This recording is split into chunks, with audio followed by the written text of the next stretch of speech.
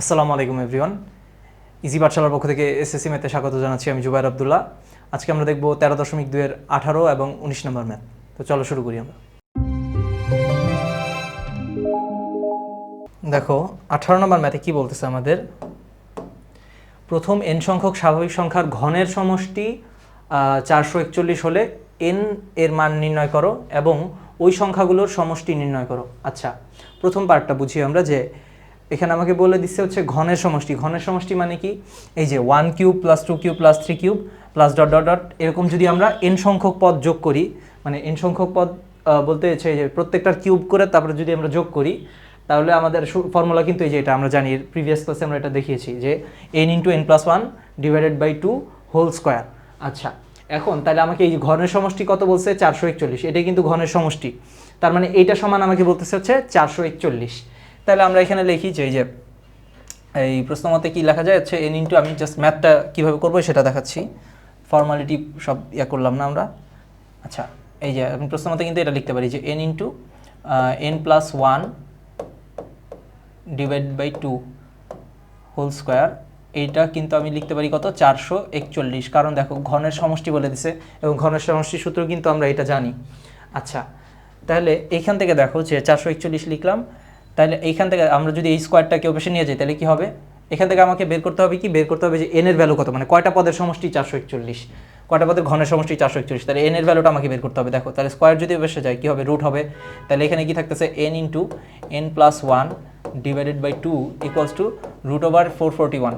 তাহলে root over 441 মানে হচ্ছে, আমরা 441কে যদি রুট করি তাহলে আসে হচ্ছে গিয়া 21। আচ্ছা, তাহলে এখানে থাকতেছে দেখো n এর সাথে n গুণ হইলে কি হয়, n স্কোয়ার, n এর সাথে 1 গুণ হইলে প্লাস n, আর এখানে হচ্ছে গিয়া 2, এখানে দেখো রুট ওভার 441 এর জন্য আমি পাচ্ছি 21, বা আমি যদি এইখানে করি, এই টু নিচে ভাগ অবস্থা আছে, ওইখানে গেলে কি গুণ হয়ে যাবে, তাহলে এখানে n square plus n equals to হচ্ছে 21 দুগুণ 42। আচ্ছা, বা এবার n square plus n equals, দেখো 42 যদি এই পাশে নিয়ে আসি আমি, তাহলে কত হয়, 42 কিন্তু এই পাশে আসলে -42 হয়ে যাবে, যেহেতু ওই পাশে প্লাস 42 ছিল, ইকুয়ালস টু 0।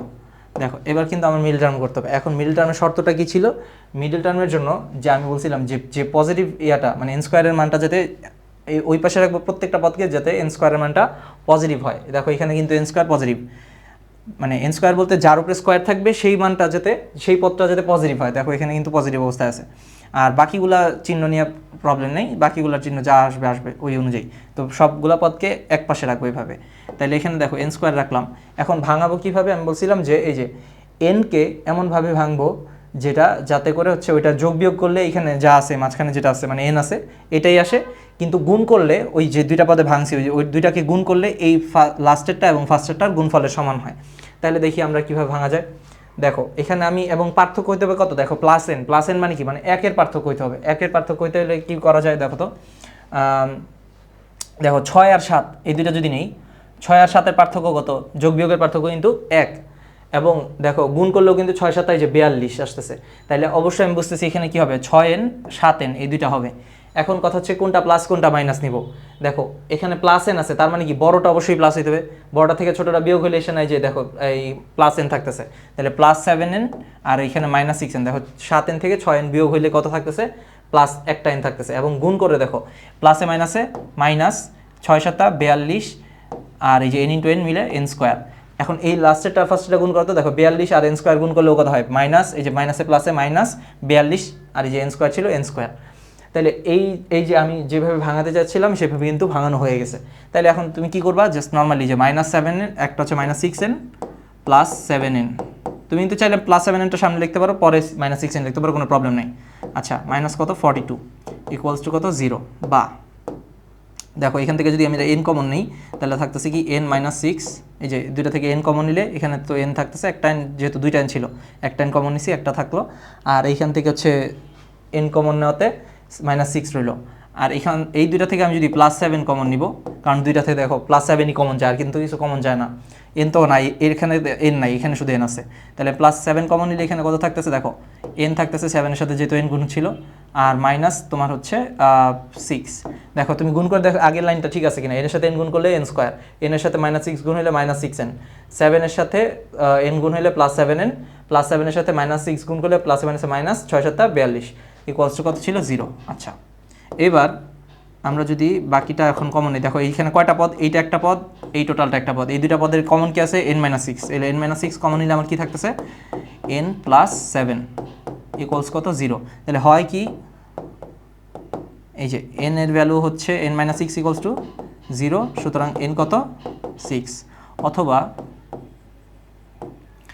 n+7 ইকুয়ালস কত 0, সুতরাং n এর ভ্যালু -7। এখন কথা হচ্ছে এই যে -7, n ইকুয়ালস টু -7। আচ্ছা, এইটা কিন্তু আমরা নিতে পারবো না। কেন নিতে পারবো না? কারণ কি, কারণ পদ সংখ্যা কিন্তু ঋণাত্মক হয় না, এটা আমরা আগেও বলে আসছি। কারণ একটা পদ, দুইটা পদ, তিনটা পদ, এটা কি নেগেটিভ হইতে পারে? এটা কিন্তু পদের সংখ্যা, এটা তো নেগেটিভ হওয়া পসিবল না। তাহলে অবশ্যই কি হবে, n এর ভ্যালুটা অবশ্যই পজিটিভ, তার মানে n এর ভ্যালু কত হবে 6, এটা হচ্ছে গ্রহণযোগ্য পদ। এখন আমাকে পরে কোশ্চেনটা কি বলছে দেখো, যে ঘনের সমষ্টি 441 এবং n এর মান নির্ণয় করতে বলছে। এই যে এইটা একটা পার্ট, এটা আমরা করে ফেলছি মাত্র, n এর মান নির্ণয় করে এটা করে ফেললাম, এবং ওই সংখ্যাগুলোর সমষ্টি নির্ণয় করো। তার মানে n এর ভ্যালুতে যা আসছে, মানে যেই কটা পদ আছে এই পদগুলোর নর্মাল সমষ্টি বের করতে বলছে। তাইলে পদ আমি হচ্ছে কি, মানে স্বাভাবিক সংখ্যার যেহেতু এটা বলছিল স্বাভাবিক সংখ্যা, তার মানে কি 1 2 3 4 এরকম করে 6 পর্যন্ত আছে। তার মানে আমাকে 1 2 3 মানে 1 + 2 + 3 + 4 + 5 + 6 এরকম করে বের করতে হবে, 6 পর্যন্ত আর কি। তাহলে আমি যদি এটা বের করতে যাই, দেখো এখন আমরা স্বাভাবিক সংখ্যার সমষ্টির সূত্র কিন্তু এর আগে প্রিভিয়াসলি দেখে এসেছি, যে এরকম যদি থাকে যে 1 + 2 + 3 +... n থাকে, তাহলে কি হবে, ধরো প্লাস ... দিয়ে এখানে n, তখন কিন্তু ফর্মুলা ছিল n × n+1 / 2। তাহলে আমরা এই ফর্মুলা যদি ইউজ করি, তাহলে কিন্তু আমার কয়টা পদ বলছে, দেখো এখানে 6টা পদ আছে। তার মানে আমরা কি করব, এই ফর্মুলায় 6টা পদের n এর জায়গায় কত বসাবো, 6 বসাবো, মানে S6 ইকুয়ালস টু, তাহলে এটা হবে, তাহলে এখানে n এর জায়গায় কত বসবে 6 + 1 / 2, তাহলে কত আসে দেখো, 6 এর আগে 7, 6 7 42, 42 / 2 মানে হচ্ছে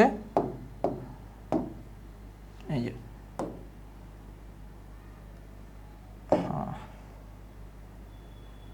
আচ্ছা, যাই একটু লেখাটাই হয়ে গেছে, আচ্ছা সমস্যা নেই। 42, আমি এখানে একটু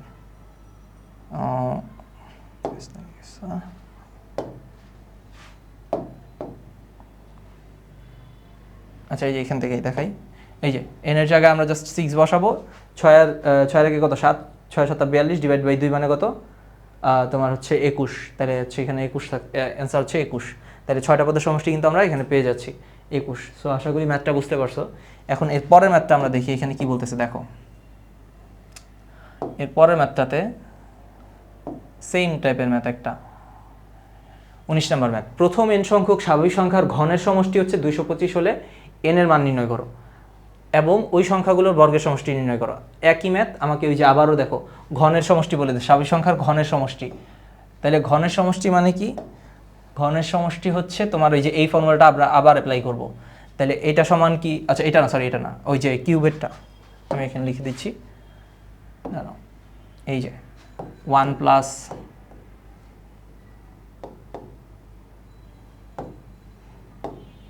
এই যে 1³ + 2³ + 3³ + ... n³ পর্যন্ত যদি আমরা যোগ করি, তাহলে ফর্মুলাটা কি ছিল আমাদের, n × n+1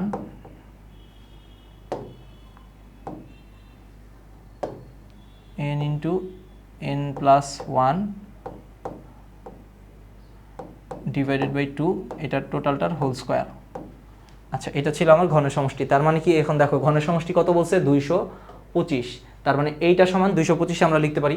তার মানে এই যে n × n+1 / 2 whole square equals to কত, 225। ওকে, আচ্ছা এবার বা এখন স্কোয়ারে বসে গেলে রুট, তার মানে কি n × n+1 / 2 ইকুয়ালস টু √225, 225। তাহলে √225 মানে কত আসতেছে আমার 15। আর এখানে দুটা গুণ আমরা যদি গুণ করে ফেলি, n² + n ইকুয়ালস টু কত, এখানে দেখো 15 লিখলাম, এখানে থাকতেছে 2, বা n² + n, এখানে আমি 2 যদি পাশে গুণ করে দিই, 15 × 2 কত হয় 30। এখন এটাতে আমরা যদি আবার সাইড চেঞ্জ করি, n² + n এই পাশে আসলে হয়ে যাবে -30 ইকুয়ালস কত 0, যেহেতু এখানে পাশে +30 ছিল, এখানে আসলে -30 হয়ে যাচ্ছে। আচ্ছা, বা এখন দেখো এখানে আমাকে এই পার্টটার আবার মিল টার্ম করতে হবে। মিল টার্ম করার জন্য আমি কি বলছিলাম বারবার, শর্ত কি, স্কোয়ার যে পার্টটা মানে যেটা যার উপরে স্কোয়ার আছে সে ওইটার এমনভাবে রাখবো যাতে পজিটিভ থাকে, দেখো অলরেডি কিন্তু পজিটিভ আছে, এবং বাকিগুলোকেও ওই পাশে নিয়ে আসবো। তাহলে এই যে দেখো এখন পজিটিভ আছে, তাহলে আমরা কী করবো এন স্কোয়ার, এখন এই যে মাঝখানেরটার এমনভাবে ভাঙবো যাতে যোগ বিয়োগ করলে কী হয় প্লাস এনই থাকে, এবং গুণ করলে ওই দুটা পার্টকে গুণ করলে লাস্টটা এবং ফার্স্টেরটার গুণফলের সমান হয়। তাহলে লাস্টেরটা এবং ফার্স্টেরটার গুণফল কত হবে দেখো তো, -30 এন স্কোয়ার, কারণ কি যেটা প্লাস এটা মাইনাস, তাই গুণ করলে কী হতেছে -30 যে এন স্কোয়ার। তাইলে এখন আমাকে এই পার্টটার এমনভাবে ভাঙতে হবে যাতে যোগ বিয়োগ করলে একের পার্থক্য থাকে, কারণ এখানে একটা এন আছে। তাহলে এরকম দুটা সংখ্যা নাও যেটা যোগ বিয়োগ করলে এক হয়, কিন্তু গুণ করলে আবার 30 হয়। তাহলে কত আছে 5 আর 6, দেখো 5 আর 6-এর পার্থক্য কত 1, এবং যোগ বিয়োগের পার্থক্য 1, আর গুণ করলে কত হয় 5 6 30। তাহলে আমি 5 এন নিলাম একটা, আরেকটা হচ্ছে 6 এন। এখন কোনটা কি হবে আবারও বোঝার চেষ্টা করো, দেখো এখানে কি আছে প্লাস এন আছে, তার মানে কি অবশ্যই বড়টা প্লাস হবে ছোটটা মাইনাস হবে, কারণ কি দেখো 6 থেকে 5 গেলে 1 থাকতেছে আমার, এবং গুণ করলেও দেখো প্লাসে মাইনাসে মাইনাস, 5 6 30, এই যে n ইন্টু এন স্কোয়ার। এই তো কাজ শেষ। তাহলে আমরা এখানে হচ্ছে একটা হবে -5n, আরেকটা হচ্ছে +6n, ঠিক আছে, -30 ইকুয়ালস কত 0, শেষ। তাহলে দেখো এখন আমরা যদি n কমন নিই, n কমন নিলে n-5 থাকতেছে এখানে, দেখো এই যে n থেকে এই যে n কমন নাতে n এখানে দুইটা n ছিল, তাহলে একটা n আছে, আর এই 5n থেকে n নাতে কি -5 থাকতেছে। আবার এখান থেকে যদি আমি +6 কমন নিই, তাহলে দেখো কি থাকে, এখান থেকে কিন্তু +6 কমন নিলে আমার আবারও n-5 থাকতেছে, কারণ কি দেখো 6-এর সাথে n গুণ করলে 6n, 6-এর সাথে -5 গুণ করলে প্লাসে মাইনাসে মাইনাস, 5 6 30 ইকুয়ালস টু কত 0। আচ্ছা এই দুইটা পদের মধ্যে দেখো তো আবারও কি কমন যায়, n-5, এই যে এইটা একটা পদ, এইটা একটা পদ, তাহলে আবার n-5 কমন নিতে পারি দুই জায়গায়, যেহেতু n-5 আছে, তার মানে n-5 একটা, n+6 একটা পদ ইকুয়ালস টু 0। তাহলে হয় কত লিখবো আমরা, হয় n-5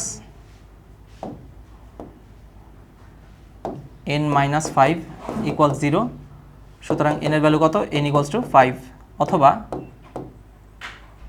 n+6 ইকুয়ালস 0, সুতরাং n এর ভ্যালু -6।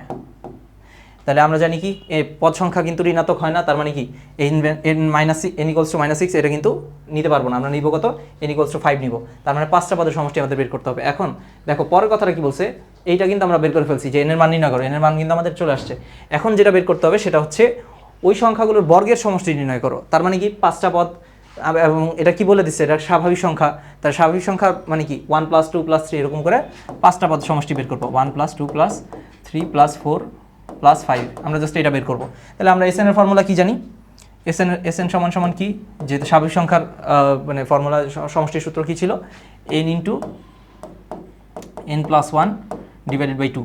তাহলে এখানে জাস্ট n এর জায়গায় আমরা কত বসাবো, 5 বসালে কিন্তু ম্যাথটা মিলে যাচ্ছে, দেখো 5 × 5 + 1 / 2, তাহলে 5 আর 1 কত 6, 5 6 30, 30/2 মানে 15। সো এই ক্যালকুলেশন করলে ইজিলি আমরা এটা অ্যান্সার পেয়ে যাচ্ছি। তাহলে এই যে এটা কিন্তু আমাদের এই দুইটা ম্যাথের অ্যান্সার ছিল। সো আশা করি ম্যাথ দুটো বুঝতে পারছো। ইনশাআল্লাহ দেখা হচ্ছে আগামী পর্বে। আসসালামু আলাইকুম।